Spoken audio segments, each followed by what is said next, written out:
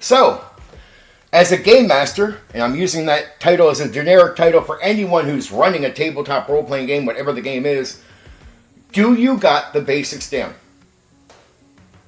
Like, have you figured out how to get the players talking more in character pretty consistently? Like, do you know how to poke and prod them into interaction so you have that going on? Do you? Do you have the basics down, like, say, dealing with a trap in Dungeons and Dragons? Like, in just a basic trap, right? Do you know how to set it up, how to make it interesting, and where, say, the interaction between characters becomes, more interesting and more fun in that part? You got that down? What about your approach to a puzzle? You're setting up a puzzle for the player characters. Do you really have a way of organizing that? Like, have you done a basic puzzle? So you have ways of communicating information where you realize you can make whatever potentially clear to the players or their characters if they look around. Do you have the basics covered? And why is character interaction so important? Because character interaction is good to bring all these minds into one mind so you don't get players thinking privately to themselves without sharing these thoughts. Do you know how important that is? Have you realized how important that is? That all their minds are meant to be focused on the traps and the puzzles. What about combat? Do you have basic combat figured out? How many basic combats? Like, say, in D&D, the characters fighting goblins. How is combat in your game? Right? Is it interesting? Can you make it flow? Like, are you making the goblin fight pretty decently fast for what you're doing? Do you have that down? Well, if you don't, here's my question. Why are you trying to run something more advanced than that? If you are, and many do this, if you don't get the basics down, what are you doing trying to run something more advanced? Over the years, I've seen a lot of guys running games where I can just realize the most basic stuff that you should be getting right, they don't get right. Oh, they'll give me a write-up of their session after it's over. Oh man, it sounds exciting, but if you went and watched or listened to that session, you'd realize it's not that fun and the players aren't having that type of excitement. The write-up is more exciting overall just to read than what the players actually experienced at that table. Do you realize no matter how great the ideas are, it's actually in-game, in the moment, that matters? That's supposed to be the fun part. It shouldn't even matter how basic an adventure is in Dungeons and Dragons. Are the players having fun interacting with each other in the scene, in the game? And no matter how basic it is, you can simply make basic interesting. Right? You could just have them going around trying to talk to NPCs. Are you comfortable with talking as the NPC? Are you comfortable as a game master simply working on improvisation? Can you improvise? Do you know what I mean by improvise? Like, well, you had something set up over here, but they're going over here. Can you come up with something really quickly? How fast are you coming up with something really quickly? Have you learned to read the charts right? Say you're going to use a chart for bringing in a random monster. Well, how quickly can you function that random monster into the game? How fast can you roll the dice, set it up? Well, if you're not good at these things, why are you doing more? Now, I see lots of DMs out there, game masters, and this is true for a lot of games, where they haven't got the most basic shit down, and they're trying to do more. Now, they don't get called out or pushed or pressured when there's not much to compare what they're doing to. Sometimes the audience hasn't seen something better, so the audience will think, that's great, and they'll think that's great. At least until you finally run into something better, and you're like, wow, my thing is not that thing. But why might that thing be so much better? Well, it's because the basics are being done right. That's it.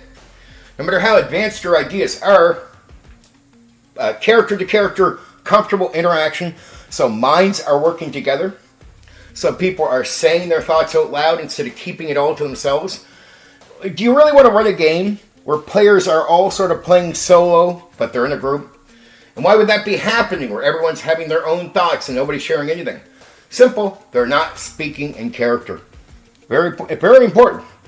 You know, it's the outside talk will mean nothing. There'll still be a lot of things not shared.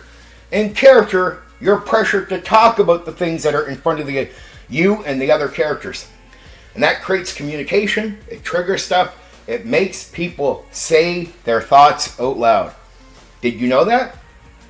Did you know that? Did you know that that's how you bring minds together to deal with a puzzle? So you don't have everybody playing their own game, everyone trying to individually try to deal with the trap in front of them or the puzzle? No, it's all about getting people talking. Okay? What about flow of combat? Have you gotten a basic combat going down pretty smoothly? Like, say, against goblins. Like, a most basic combat. Can you do that and it flows in smooth water? No? How about the way you introduce traps? How messy is that? Are you good at it? Do you feel comfortable with the basic traps? Like, say, a hole in the ground that's covered up? Right? Like, do you got all that stuff down? How many times have you tried that with players? I'm just talking mostly leaning towards D&D, but this is true for any game. What are the most basic elements of the game, and have you gotten them going pretty well? Well, to me, if you don't have that stuff going well, that's like not having ground to stand on. And if you try to do something more advanced, you're falling the whole time. And there is something lost in your game. The more advanced you go, the more advanced the puzzles. Let's say your players don't talk that well in character, and you haven't figured out how to get players going in that direction. You just randomly hope it happens, but it's not happening. How important is it to have all those minds together to deal with the more advanced traps, the more advanced puzzles? Do you know how valuable all that is? Well, you should. And it should all be something you got figured out as a DM before you move on to the next step. Like, if you rush, well, there's just a basic layer that is not there. And it can make a lot of these experiences less than what they could be. It's a group game. People are working as a team, mind-wise. In 1991, when I started running games, my mentor, the guy who originally DM'd me the first time, told me I got to run something basic. I don't got to run the same thing, but I got to run something basic, and I got to run that type of adventure, that type of little short campaign thing 2, 3, maybe 4 times. And I said, why? Why can't I just run it once and try something more advanced? He said, Stephen, until you have the basics down, what are you really running? He says, something advanced, but you're running crap. You need to figure out, he says, on your own, without any help from me, how you can get players to talk in character. And you should make it a goal. Basic combat, that should flow pretty well for you before you move on to a more advanced adventure with advanced enemies and all this. Stephen, you should know how to have that group working together so they can deal with a basic trap that would be in front of them and a basic puzzle. And put some basic mystery in there. You know, somewhere that, you know, they need to figure out that there's a tower with something they want, or somebody wants something. Some basic layer between them and the tower. They got to figure out where they're going. They got to figure out that there's even something to go after. And he says, on top of that, he says, have them look around. Maybe there's an NPC with information. You need to figure out how you get them moving towards that through speaking in character, working together, and how do you put in hints that will lead them there clearly. And he says, don't get upset if you're failing the first 2 times in many cases. That it takes players forever to get over with their characters to the thing, to find the thing. Like, you feel like you almost got to tell them, don't worry about that. Just don't worry about it. He said, until I have everything down, stay in that basic zone. Stay in the zone of getting the basic stuff right. And he said, it doesn't matter what tabletop role-playing game you run, whatever is the most basic element of that game, that's what you're going to run, and you're going to work on these things. And things like, say, speaking in character should be good for any tabletop role-playing game. So a lot of the basics you're going to cover right away, like getting people to work together in character. In character is really important. Because in character, it forces people to talk about the things in the game. Out of character, even if people talk well, sometimes they still keep thoughts to themselves. In character, you're triggering talk about what's actually happening. And that will get people to talk about their private thoughts they have about what's happening, the events in the game. Learn how to put in proper hints that get people to an NPC to find the information. Learn how to do these things right. Get them right in the basic area. And then once you feel that you've established that you can, poke, prod the players into speaking in character and communicating, once you have figured out how to get them working together and how to run, like, say, a basic combat in a smooth way, once you get all that down, you're ready to do something more advanced. And he says, Stephen, the value of that means your players will always have fun, and you'll have more fun, and you'll have more confidence. Because with actually knowing what you're doing, well, that comes with some wisdom, but it also comes with some real, pure confidence. Real confidence. Not fake, not pretending I'm great, but knowing you're actually good at doing the basic stuff. And that basic stuff makes everything else exciting. He says, if you go into a more advanced game, but the players can barely talk in character, that's less fun. Doesn't matter how great the ideas of the campaign are. It doesn't matter. It's the actual, and he said what's important is not the big ideas, it's actually playing the game. So in the moment, that people are playing the game, in that moment, that's the most important thing. And why does that basic stuff all matter? Because really, it is the activity, like in the moment of the players actually playing the game. That's where they have to have fun. What's the point of the big idea? If in the actual gameplay during what should be interaction, excitement, it's boring. Because you haven't got the basics down. Actually playing in the moment is boring.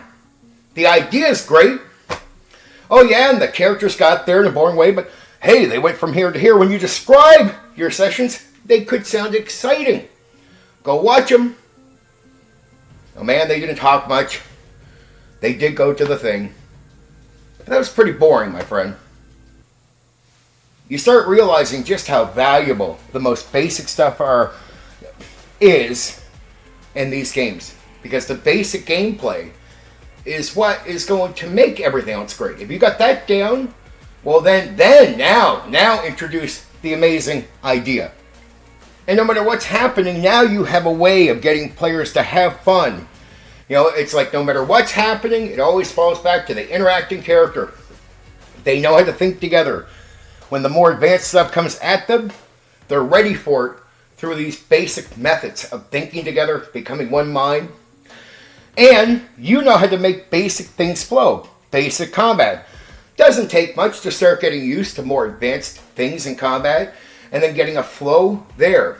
And the great thing is, with the basics down, no matter how slow the fight can go, your fights or your combat or whatever you're interacting with doesn't just fall apart because you have confidence and some control over what's happening. You should never just jump to the most advanced thing in the game. Here's one thing I'm going to teach you about the tabletop role-playing game hobby. And I think this is absolutely true. If you look for an easy way into this hobby, you're looking for a game that's good for newcomers. In my opinion, and I know people in the hobby have looked for that through like the designer for Tunnels and Trolls, but in my opinion, you're in the wrong hobby. This hobby, to get the most out of it, involves experience, effort, and work. But when you put it in, the value, the outcome of what you're doing is absolutely amazing. Oh, you could get together and not care and laugh all night and get drunk. Yeah, I've seen some people have fun doing that in gaming sessions with D&D, barely try, have fun, get drunk. But, that's a short fun run. Meaning at one point, even those people get bored of that same routine because it becomes the same. They haven't advanced what they do in the game. They can get drunk on certain nights, but that gets boring. It's a short run. It won't keep people coming back to the table. What will keep people coming back to the table is purely having enjoyment with all the parts of the game, especially the small parts, because most of the game, well, if players are having a hard time talking to each other in character, it's going to get awful boring. You know, when it comes to getting people talking, it doesn't take much. It's like a trigger. You think it's some advanced thing you have to say to them. No, and you got to say it to them in the game. So like having an NPC walk over to the characters and, hey, what's up? What do you guys think of this? And you get them talking. Well, maybe you should think of this, you know, and the NPC walks away. Some basic statement or whatever. It's an excuse that somebody is going to keep talking in character. And that's a trigger. That's all you got to do is ask a basic question. And you get the mind moving forward. And then you get statements. And one player talks in character, it usually will trigger the other players to talk in character. And you're always looking for somewhat of a trigger. Either you do it with an NPC, or you could talk to a player who seems to be taking the initiative and say, man, please, when you're between sessions, can you keep doing that? If it gets quiet, please speak up. Sometimes you get lucky and players just get used to talking to each other in character, which is going to happen after a few sessions of consistently doing it, where you no longer need triggers. Once a group gets used to talking in character, trigger goes away. So you don't get to keep it up forever. It's something in the first 2-3 sessions that you usually want to trigger if you don't see it naturally happening. If you do notice your players are talking in character, give them time. Don't rush past the scene. Oh, let's move on. Are they talking? Yeah, and it's like the first session? Yeah. No, shut the fuck up and let them talk. What about the combat? Well, you want combat to go smoothly, don't you? You don't want to hiccup every time you're going into a fight. So, you know, in the first couple of sessions, every time they find themselves in some type of encounter, make sure it's a basic one, and then look to run it right. Don't worry about how boring something is. Worry about how right something is, because if it's right, players will enjoy it anyway. So it might be a basic fight with goblins. Doesn't matter. If you do it right, players will enjoy it. Flow. Players will enjoy it. That's it. That's all you got to know. What about dealing with the traps and puzzles? Really, it's not even about how, like, we want to set up something basic, but what you're really looking to do is get players to realize they're going to think together. That might be towards a puzzle. See, here's the puzzle is getting the minds together. The trap is getting your group to pay attention. So you want them to pay attention and really be focused on the game. That's what traps are there to, hey, if you fall in the hole, you learn not to be so careless going forward. And you want to make sure that, hey, the trap is not something more advanced than that. You just want to put a basic trap in, and the idea is to not make it obvious, make it not obvious, but hey, if they don't pay attention, there's no signs. And make sure there's signs if they do. So if they pay attention and they're trying, you got to make sure they don't just fall into a trap that easily. If they're paying attention, reward the effort to catch it. Give them a hint, do something like that. So you're just looking for that gameplay. If they give it to you, you got it. But if they don't give it to you, you got to teach your group, hey, if you're careless, here's what happens. Right? The puzzle is really to give them the thing where, because a puzzle in the game is it might be a puzzle in one way, but the whole game is a puzzle.